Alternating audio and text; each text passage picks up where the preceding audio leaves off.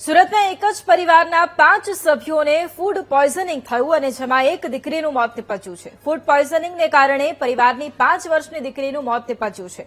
શીતલ રેસ્ટોરન્ટનું ભોજન ખાધા પછી ફૂડ પોઈઝનિંગ થયું હોવાનો પરિવારજનોનો આક્ષેપ છે। શીતલ રેસ્ટોરન્ટમાંથી ભોજન મંગાવ્યા પછી પરિવારની તબિયત લથડી હોવાનો દાવો કરાઈ રહ્યો છે। શીતલ રેસ્ટોરન્ટમાં આરોગ્ય વિભાગે ચેકિંગ હાથ ધરી અને કામગીરી પણ શરૂ કરી છે। પરિવારના અન્ય સભ્યોને તાત્કાલિક સારવાર માટે ખાનગી હોસ્પિટલમાં ખસેડવામાં આવ્યા છે। માતા પિતા સહિત 2 બાળકીઓ હજુ પણ હોસ્પિટલમાં સારવાર હેઠળ છે। ફૂડ પોઈઝનિંગથી તમામ લોકોની હાલત ગંભીર હોવાનું સામે આવ્યું। 5 વર્ષની આર્યાનું સારવાર દરમિયાન મોત નીપજ્યું અને પરિવારે બેદરકાર રેસ્ટોરન્ટ સામે યોગ્ય કાર્યવાહી કરવાની માંગ કરી।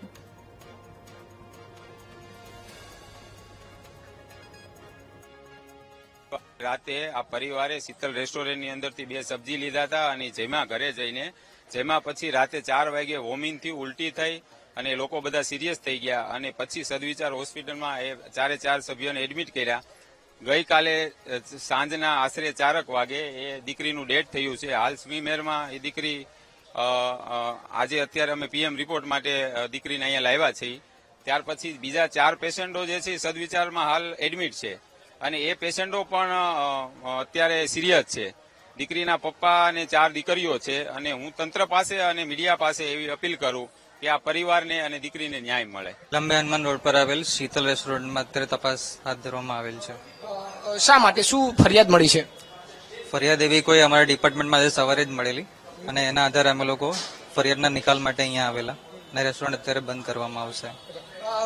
ફૂડ પોઈઝનિંગની વાત સામે આવી છે, તો શું જમવાનું મંગાવ્યું હતું પરિવારે, એવું કઈ ખબર પડી છે? એ બાબતમાં અમને અત્યારે કોઈ માહિતી નથી અને કોઈ કમ્પ્લેન બી એવી આવેલી નહીં અને અમે એમના જે ફરિયાદી છે એમને બી ફોન કરવાની પ્રયત્ન કરેલો પણ એમાં એ બાજુ એટલે ત્યાંથી બી અમને કોઈ એવી માહિતી મળી નથી। એ રીતની જ ફરિયાદ મળી હતી અમને કે અહીંયાથી પાર્સલ લઈ જવામાં આવ્યું હતું અને ફૂડ પોઈઝનિંગ થયું છે અને જેવી અમને ફરિયાદ મળતા અમારી ટીમ તાત્કાલિક જ અહીં પહોંચી છે અને અહીં આવીને જાણ મળી છે કે એક બાળકીનું મોત પણ થયું છે, એટલે આ રેસ્ટોરન્ટ સેમ્પલિંગ કરીને બંધ કરવાની કામગીરી કરવાની છે।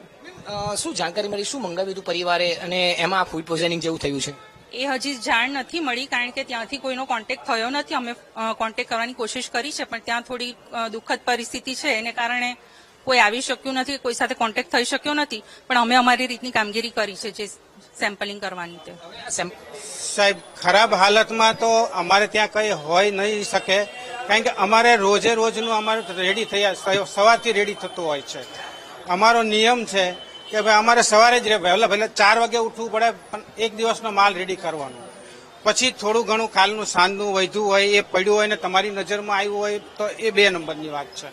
એમાં હું તમને પેલું કહી નથી શકતો કે ભાઈ આ હું હમણાં જ બનાવ્યું કે આ કાલનું નથી, એવું હું ના કહી શકું। સમજો હવે એ સબ્જી તો મને બી ધ્યાન નથી કે એ લોકોએ શું મંગાવ્યું છે, સમજો।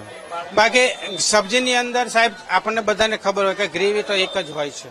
આજે મને થવાનું હોય તો તમને બી થાય, કાલે બીજા। હવે કેના કારણસર થયું છે એ આપણે નથી જાણી શકતા। અત્યારે તો મારા ઉપરનો જે આરોપ છે એ આરોપ લાગી ગયેલો છે, સમજી લો કે દવાખાના બંધ જ હોય છે, બરાબર। પછી અમારે સોમવાર ઉપર આ અમારે તકલીફ વધી એટલે અમે હોસ્પિટલમાં દાખલ થયા છીએ, બરાબર। 4 વ્યક્તિ અત્યારે ઓલરેડી દાખલ છે। આ ભાઈ બી મનસુખભાઈ બી અમારી સાથે જ છે સવારના, બરાબર છે। પણ જે કાંઈ અહીંયા અમે ઈ કહીએ છીએ અમારી પાસે પુરાવા સાથે છે કે અહીંથી અમે વસ્તુ ખરીદી છે અને મારો ભાઈ પોતે જ લેવા આવ્યો છે અને એ જ અત્યારે હોસ્પિટલમાં દાખલ છે, બરાબર છે। નહીં, એમ નથી, જે છે એ ક્લિયર છે સાહેબ। અને આ મનસુખભાઈ મારી સાથે છે, મતલબ મનસુખભાઈ સવારના મારી સાથે જ છે, બરાબર છે। એને જાણ થઈ એટલે એ મારી હોસ્પિટલે ખબર કાઢવા આવ્યા છે, જે કઈ વગેરે છે એને જે કહેવું પડે એ કીધું છે, આશ્વાસન આપ્યું છે। હવે જો પહેલી વાત તો એ છે ન્યાય મળવો જોઈએ, બરાબર। સુરત